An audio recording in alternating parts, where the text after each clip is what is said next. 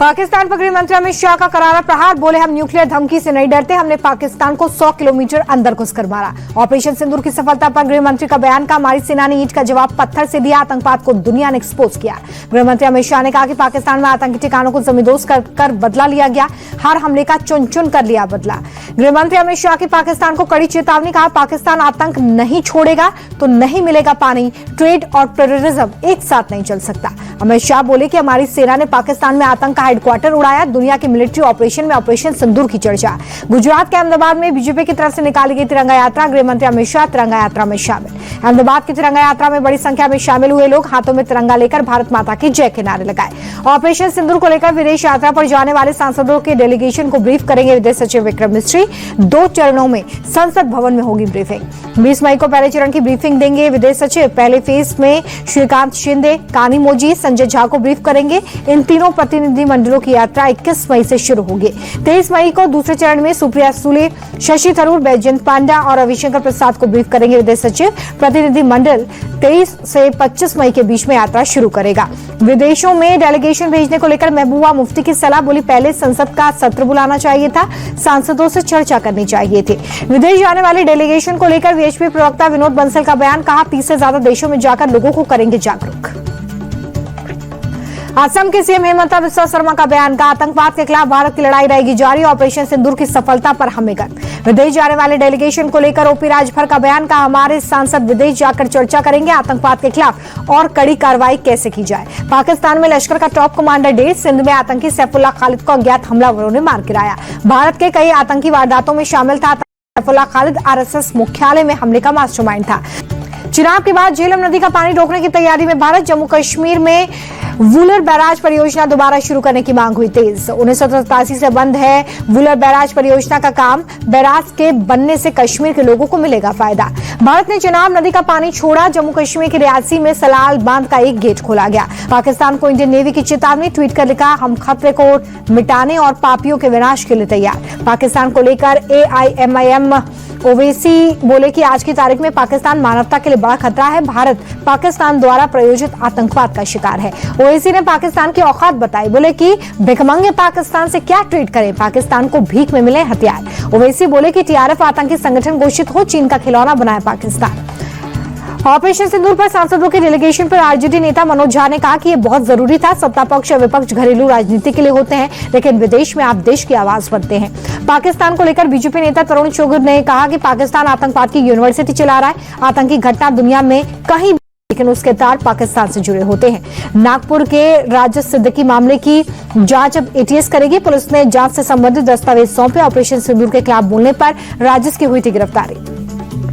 नागपुर में सेना के सम्मान में तिरंगा यात्रा। सीएम देवेंद्र फडणवीस के नेतृत्व में निकाली गई यात्रा। सोनीपत के अशोका यूनिवर्सिटी के प्रोफेसर अली खान की गिरफ्तारी। ऑपरेशन सिंदूर को लेकर महिला सेना अफसरों पर की थी टिप्पणी। जमशेदपुर में सेना के सम्मान में निकाली गई यात्रा। बीजेपी विधायक पूर्णिमा दास साहू हुई शामिल। जम्मू कश्मीर के अखनूर में बीजेपी की तरफ से निकाली गई तिरंगा यात्रा। बड़ी संख्या में हाथों में तिरंगा लेकर लोग शामिल। बीजेपी की तिरंगा यात्रा पर बोले जम्मू कश्मीर कांग्रेस चीफ तारिक हामिद कर्रा। बीजेपी ऑपरेशन सिंदूर पर राजनीति कर रही है। बीएसपी प्रमुख मायावती ने भतीजी आकाश आनंद पर फिर जताया भरोसा। बड़ी जिम्मेदारी देते हुए पार्टी का चीफ कोऑर्डिनेटर बनाया। दिल्ली में हुई बैठक में आकाश को चीफ कोऑर्डिनेटर बनाने का फैसला। इसी साल मार्च में मायावती ने आकाश को पार्टी से निकाला था। 19 से 24 मई तक विदेश दौरे पर जाएंगे विदेश मंत्री S Jaishankar. Netherlands, Denmark, Germany जाएंगे। कई द्विपक्षीय बैठकों में लेंगे हिस्सा। केंद्रीय जल शक्ति मंत्री CR पाटिल गुजरात के भरूच पहुंचे।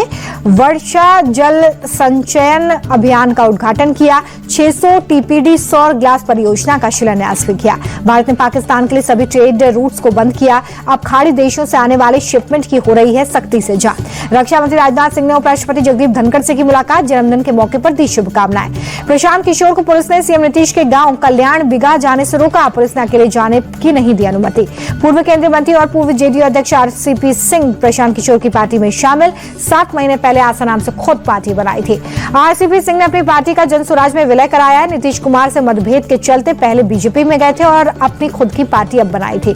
RCP सिंह के जनसुराज पार्टी में शामिल होने पर तेजस्वी ने कहा कि प्रशांत किशोर और RCP सिंह दोनों ही पहले JDU में थे। बिहार की जनता जानती है ये कौन करा रहा है और किसके इशारे पर हो रहा है। जनसुराज पार्टी में RCP सिंह के शामिल होने पर बीजेपी नेता शहनवाज हुसैन बोले, किसी के साथ कोई भी आ जाए कोई फर्क नहीं पड़ने वाला। बिहार में पूर्ण बहुमत से NDA की सरकार बनेगी। पटना में चिराग पासवान को सीएम बनाने के पोस्टर लगे, पार्टी कार्यकर्ताओं ने लगाए पोस्टर। अभिनेता मिथुन चक्रवर्ती को बीएमसी का नोटिस, मुंबई के मलाड में अवैध निर्माण करने पर जारी किया गया नोटिस। बीएमसी के नोटिस पर मिथुन चक्रवर्ती ने दिया जवाब, कहा मैंने कोई अवैध निर्माण नहीं किया। हैदराबाद के चार मीनार के पास हादसा, गुलजार हाउस की एक इमारत में लगी भीषण आग, हादसे में 17 लोगों की जान गई। शॉर्ट सर्किट के चलते इमारत में आग, करीब 6 बजे सुबह ये आग लगी, हादसे में कई लोग जख्मी। हैदराबाद आग हादसे पर प्रधानमंत्री ने जताया दुख, आर्थिक मदद का ऐलान, मृतकों के परिजनों को 2-2 लाख, घायलों को 50,000 का मुआवजा।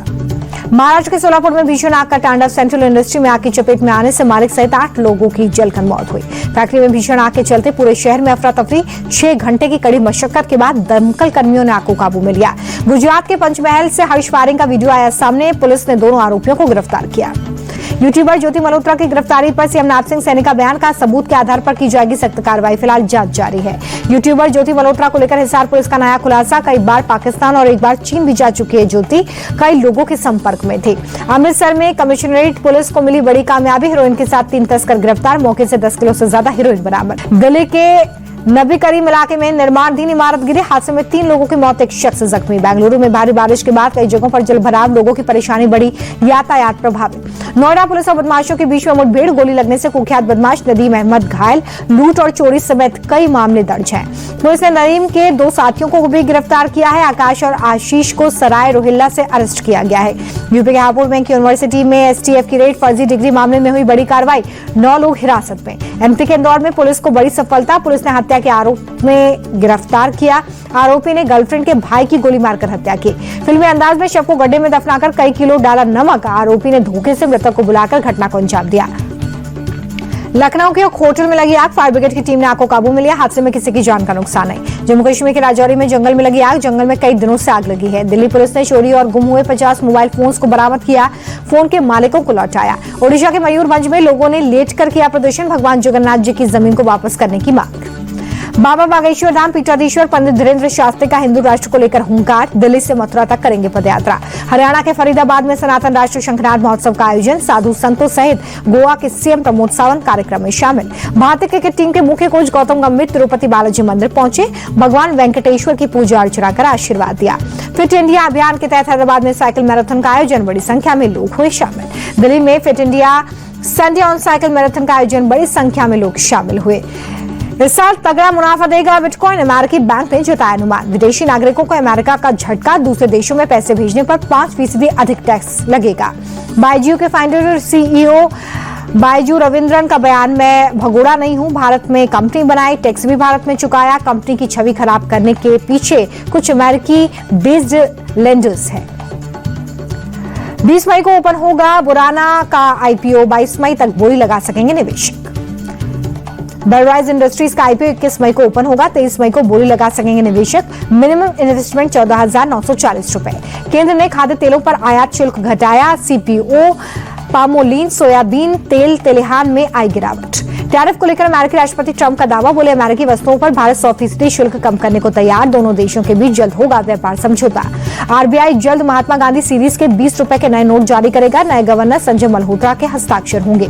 भारतीय बाजार में लौट रहा विदेशी निवेशकों का भरोसा, इस हफ्ते विदेशी निवेशकों ने करीब 4,500 करोड़ की शुद्ध खरीदारी की। सरकार ने पिछले साल के मुकाबले ज्यादा गेहूं खरीदा, 2025-26 में अब तक सरकार ने 2.86 करोड़ टन गेहूं खरीदा है। विश्व दूरसंचार दिवस पर केंद्रीय मंत्री ज्योतिरादित्य सिंधिया बोले कि पूरी दुनिया में दूरसंचार क्रांति तेजी से फैल रही है। स्मार्टफोन कंपनी ZTE ने Exon 50 वर्जन को मार्केट में लॉन्च किया है, 21,000 रुपए से शुरू होगी कीमत। एंकर Air 2 के नए पावर बैंक की मार्केट में धूम, मैगसेफ सपोर्ट के साथ हुई लॉन्चिंग, 3,500 रुपए शुरुआती कीमत। Xiaomi ने CV5 Pro का टीजर लॉन्च कर दिया है, 6,000 mAh बैटरी के साथ बेहतरीन स्पेसिफिकेशन के साथ लॉन्च होगा फोन।